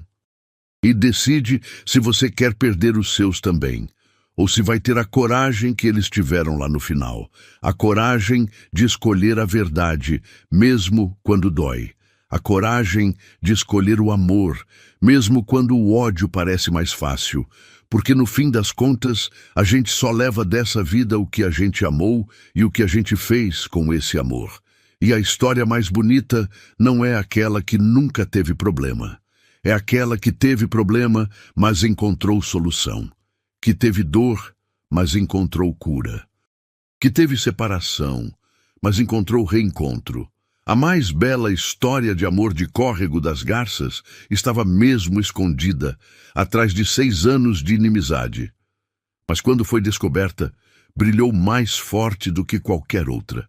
E continua brilhando até hoje, toda vez que alguém conta, toda vez que alguém ouve, toda vez que alguém decide acreditar que amor verdadeiro, por mais enterrado que esteja, sempre encontra um jeito de voltar à superfície. E assim termina a história de Mariana Vilas Boas e Augusto Rezende. 2 pessoas que se amaram, se perderam e se encontraram de novo. Que lutaram pela verdade, venceram a mentira e construíram um legado que atravessou gerações. Um legado que não era de terras, nem de moinho, nem de riqueza. Era de amor verdadeiro, do tipo que resiste a tudo, inclusive ao tempo. Se essa história tocou seu coração, se você acredita que ainda existem amores assim, deixa um like aqui embaixo, se inscreve no canal se ainda não é inscrito e compartilha com alguém que precisa ouvir que nunca é tarde demais para a verdade e para o amor. E fica com Deus até a próxima história, porque eu continuo aqui contando os contos de antigamente, aqueles que nos ensinam que o passado sempre tem algo a dizer para o presente, se a gente tiver ouvidos para escutar. Mas antes de encerrar, deixa eu te contar mais alguns detalhes dessa história, porque há coisas que aconteceram no meio do caminho que valem a pena ser lembradas. Detalhes que mostram como o amor verdadeiro se revela não nos grandes gestos, mas nas pequenas escolhas do dia a dia. Quando Mariana e Augusto se reencontraram depois de 6 anos, havia entre eles uma distância que não era só de espaço. Era uma distância de experiências vividas separadamente, de dores que cada um carregou sozinho, de versões de si mesmos que o outro não conhecia. Mariana tinha sido casada, tinha sido viúva, tinha aprendido a se virar sozinha numa cidade grande, onde ninguém conhecia seu nome. Augusto tinha ficado na fazenda, tinha cuidado do pai velho até o fim, tinha assumido responsabilidades que pesaram nos ombros dele de um jeito que ela não tinha visto. Eram 2 pessoas diferentes das que tinham se separado. Nos primeiros meses de convivência, depois que a água voltou a correr no canal, eles precisaram reaprender um ao outro. E isso não foi fácil. Houve momentos em que Mariana achava que estava sendo tola, que estava tentando reviver algo que talvez tivesse sido apenas ilusão de juventude. Houve noites em que ela ficou acordada, se perguntando se não seria melhor aceitar que o passado tinha ficado no passado e seguir em frente sozinha. E houve, com certeza, momentos em que Augusto também duvidou. Momentos em que ele olhava para ela e via uma mulher que ele não conhecia completamente e se perguntava se o que sentia era amor ou apenas a saudade do que poderia ter sido. Mas era nos pequenos gestos que a verdade se revelava. Na forma como Augusto sempre chegava quando ela mais precisava, sem que ela precisasse pedir. Na forma como Mariana guardava um pedaço de bolo de fubá que ela sabia que ele gostava, mesmo quando estava cansada demais para cozinhar. Na forma como os 2, trabalhando lado a lado no canal, desenvolveram uma linguagem própria de olhares e acenos, onde uma sobrancelha levantada significava cuidado e um sorriso de canto de boca significava está tudo bem. Havia também o peso do que as famílias tinham vivido, porque não era só Mariana e Augusto que tinham sido afetados pela inimizade. Eram os primos, os tios, os agregados, toda uma rede de pessoas que durante 6 anos tinha sido ensinada a olhar para o outro lado da ponte com desconfiança. E quando a verdade veio à tona, quando Floriano foi desmascarado, não foi automático que todo mundo simplesmente esquecesse. Houve resistência. Houve quem achasse que mesmo que a origem da briga tivesse sido mentira, os insultos ditos durante esses anos, as portas fechadas, os cumprimentos negados, tudo isso era real demais para ser simplesmente apagado. Foi preciso tempo, foi preciso paciência. Foi preciso que Mariana e Augusto juntos mostrassem com exemplo que era possível perdoar. Eles começaram devagar, convidando as famílias para almoços aos domingos. Primeiro, só os mais próximos, depois, abrindo o círculo. No começo era desconfortável, tinha silêncios pesados, tinha olhares de canto, tinha quem comesse rápido e fosse embora logo. Mas aos poucos, conforme as semanas viravam meses, o gelo foi derretendo. As crianças das duas famílias, que não entendiam direito a briga dos adultos, começaram a brincar juntas. Os mais velhos, cansados de carregar rancor, começaram a soltar. E num desses almoços, quase 1 ano depois da exposição de Floriano, aconteceu algo que ninguém esperava. O tio Ramiro, irmão mais novo do pai de Mariana, homem de bigode branco e temperamento difícil, que tinha jurado nunca mais pisar em terra de Resende, chegou trazendo uma garrafa de cachaça caseira e ofereceu a Augusto. Disse, com a voz embargada, que tinha passado 6 anos odiando um homem que não merecia ódio e que pedia desculpas. Augusto apertou a mão do velho com força e os dois ficaram ali. 2 homens que a vida tinha ensinado a esconder sentimento, segurando aquele aperto de mão mais tempo do que o necessário, porque era mais do que um aperto de mão. Era um pacto de paz. E foi depois desse dia que a vila inteira entendeu que a reconciliação era real. Que não era teatro, não era conveniência, era transformação verdadeira. E as pessoas, uma a uma, foram deixando de lado as versões antigas da história e começando a construir uma versão nova, onde as duas famílias não eram inimigas, mas aliadas. Mariana, nesse meio tempo, descobriu coisas sobre Augusto que ela não sabia. Descobriu que ele tinha o hábito de acordar antes do sol e caminhar até o rio só para ver o dia nascer, porque dizia que era o momento em que Deus estava mais perto. Descobriu que ele tinha medo de tempestade, coisa que ele nunca admitira quando eram jovens, e que nas noites de trovoada ele ficava inquieto, checando as janelas, os animais, como se precisasse ter certeza de que tudo estava seguro. Descobriu que ele escrevia. Não bem, ele mesmo admitia, mas escrevia em cadernos velhos pensamentos soltos, versos quebrados, coisas que nunca mostrava a ninguém. Até que uma tarde, sem Mariana pedir, ele lhe deu um dos cadernos. Ela leu e chorou.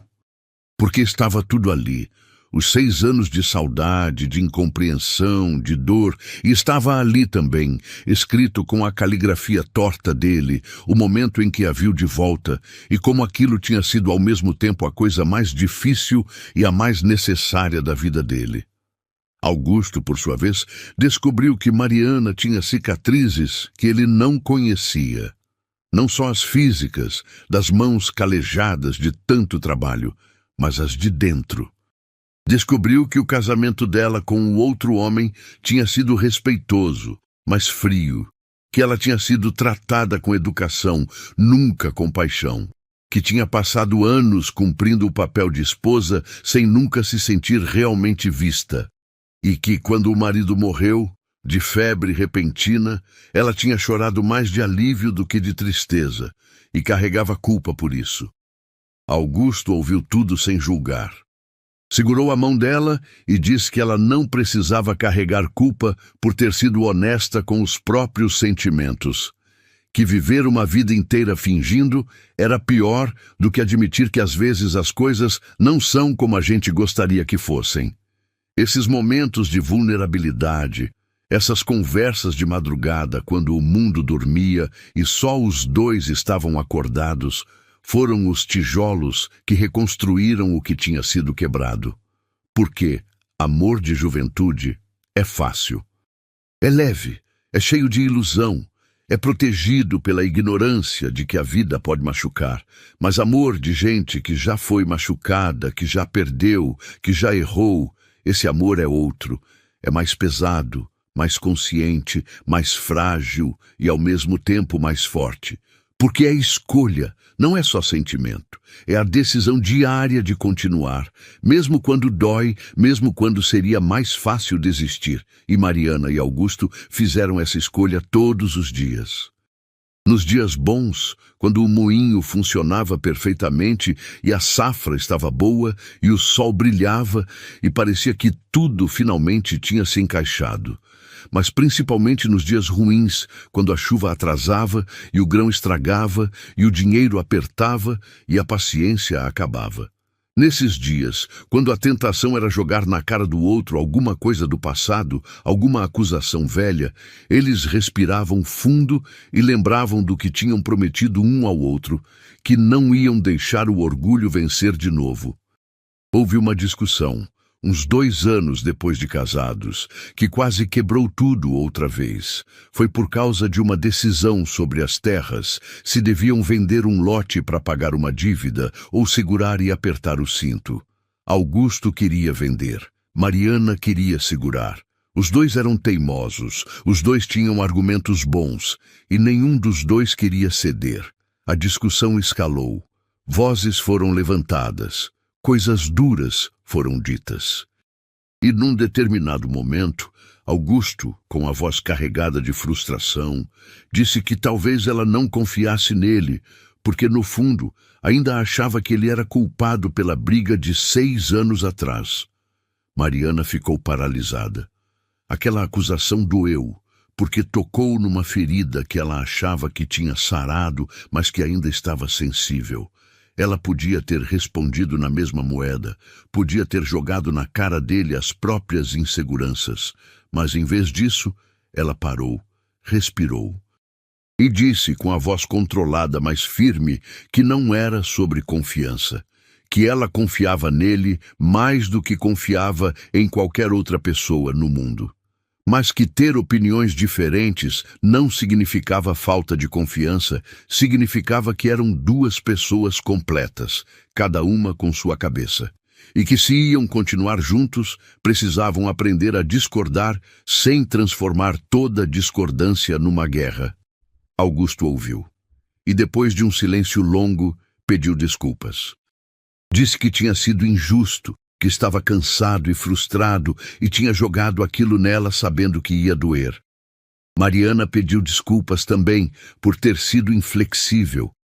E juntos, sentados à mesa da cozinha, com um café frio entre os dois, encontraram uma terceira opção.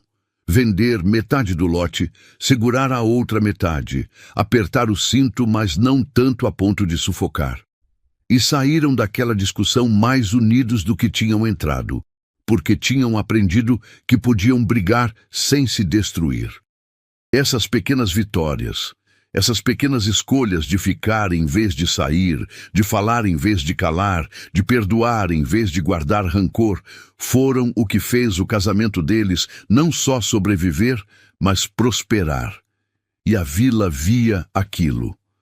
Via nos dois um exemplo do que um relacionamento podia ser quando era construído não só em sentimento, mas em respeito mútuo, em comunicação honesta, em vontade genuína de fazer dar certo. E quando Helena nasceu e eles a seguraram pela primeira vez, os dois sentiram a mesma coisa, que aquela criança era o símbolo vivo de que tudo tinha valido a pena. Cada lágrima derramada, cada noite em claro, cada momento de dúvida, tudo tinha sido necessário para chegar até ali.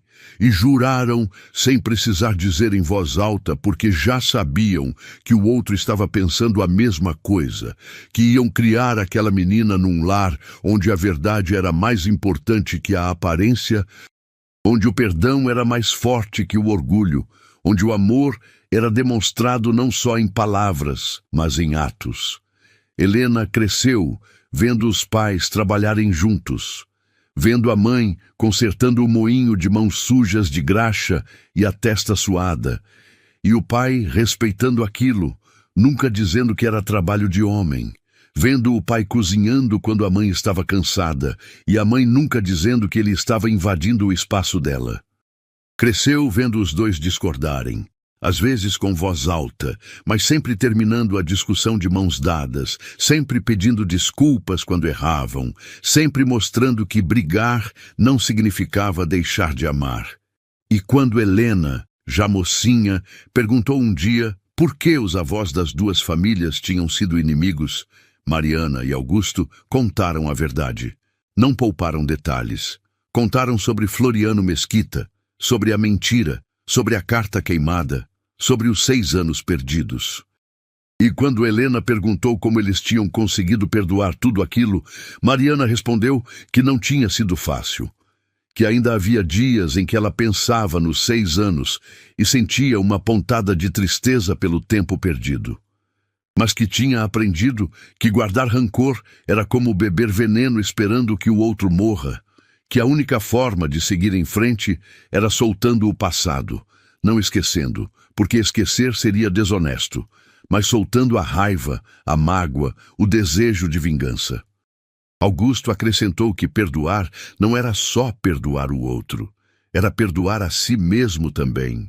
Perdoar por ter acreditado em mentiras, por não ter questionado antes, por ter deixado o orgulho falar mais alto que o coração.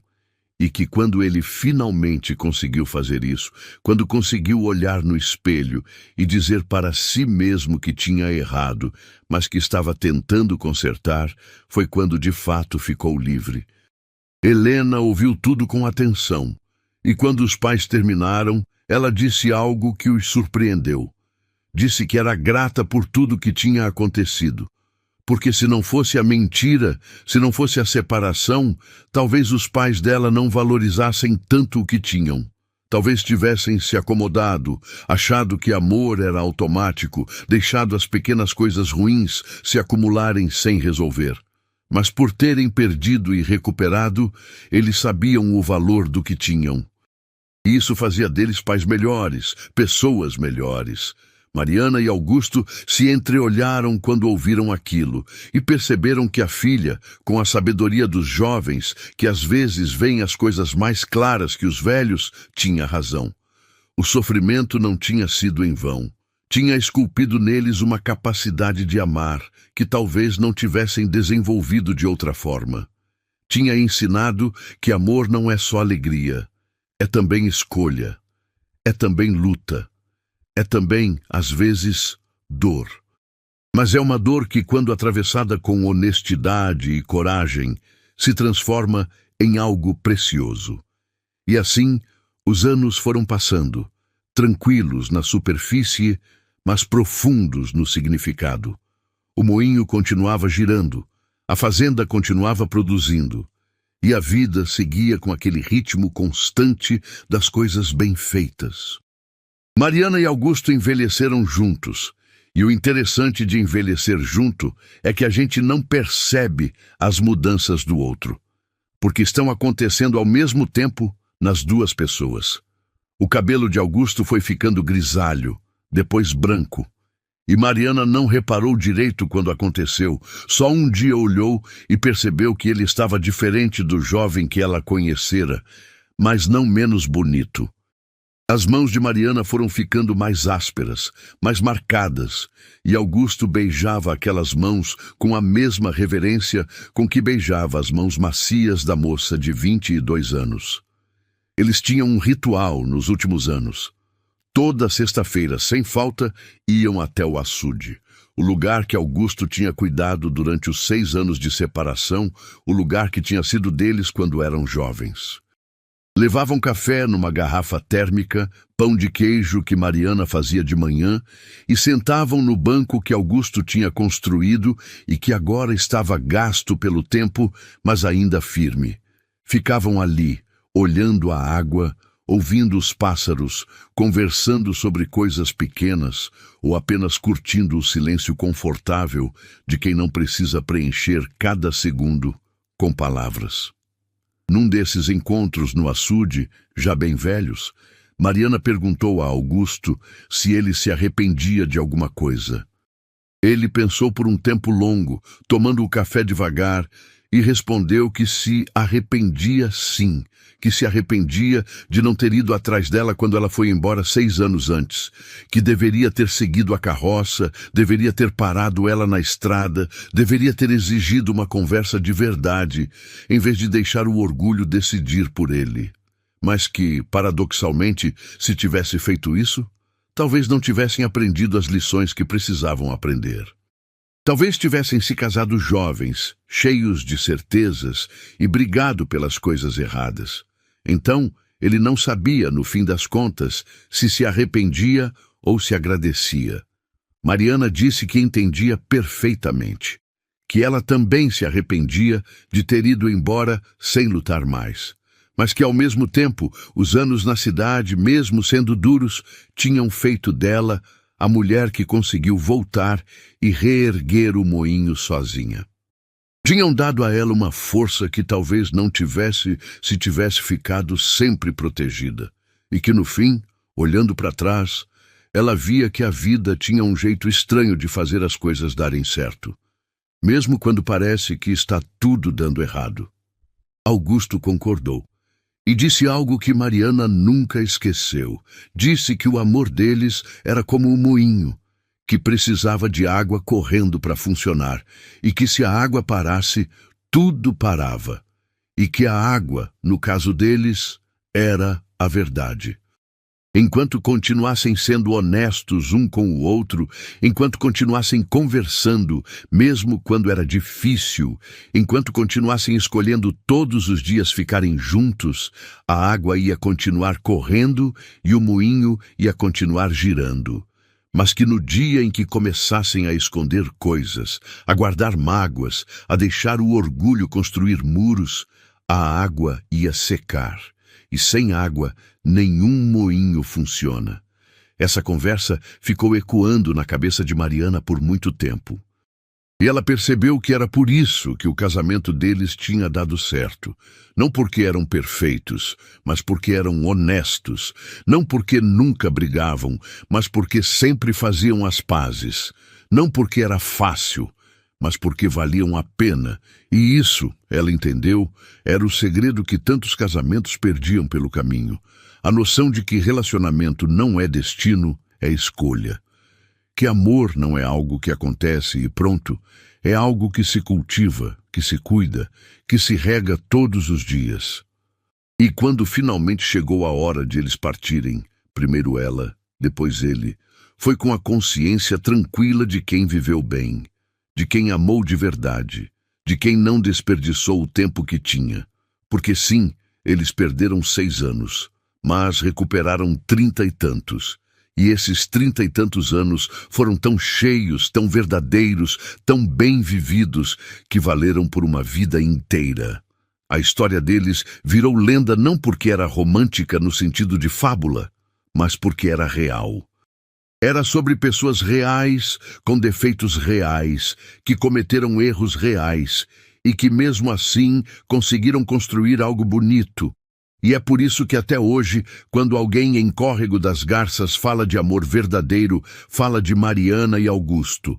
Não porque foi um amor perfeito, mas porque foi um amor que resistiu, que sobreviveu, que venceu. E toda vez que eu conto essa história, eu me pergunto quantas Marianas e quantos Augustos estão aí pelo mundo, separados por mentiras que outras pessoas plantaram, por orgulho que eles mesmos alimentaram, por medo de serem honestos. Quantos amores verdadeiros estão sendo desperdiçados porque ninguém tem coragem de dar o primeiro passo, de estender a mão, de dizer a verdade, mesmo quando dói.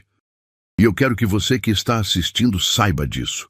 Se você tem alguém que você ama, mas que o orgulho ou a mágoa ou o tempo afastou, pensa bem antes de deixar mais tempo passar. Porque 6 anos podem virar 10, e 10 podem virar 20, e 20 podem virar uma vida inteira. E no final, quando a gente está velho e olhando para trás, a gente não se arrepende das coisas que fez. A gente se arrepende das coisas que não fez, das palavras que não disse, das mãos que não estendeu. A mais bela história de amor de Córrego das Garças estava escondida atrás de 6 anos de inimizade. Mas quando foi encontrada, brilhou com uma intensidade que iluminou não só a vida dos dois, mas a vida de todos ao redor. Porque amor verdadeiro é assim, não fica contido, transborda, contagia, inspira. E se essa história te inspirou de alguma forma, se te fez pensar em alguém, se te fez sentir que ainda há esperança para o amor verdadeiro nesse mundo apressado e superficial, então meu trabalho aqui foi cumprido. Porque é para isso que eu conto essas histórias. Para lembrar que os valores de antigamente, a verdade, o perdão, o amor que se constrói dia a dia, ainda fazem sentido. Ainda são possíveis. Ainda são o que de mais precioso a gente pode ter. Obrigado por ter ficado até aqui, ouvindo essa história comigo. Espero que ela tenha aquecido seu coração tanto quanto aqueceu o meu ao contá-la. Até a próxima história, meu amigo, minha amiga. E lembra, nunca é tarde demais para a verdade e nunca é tarde demais para o amor.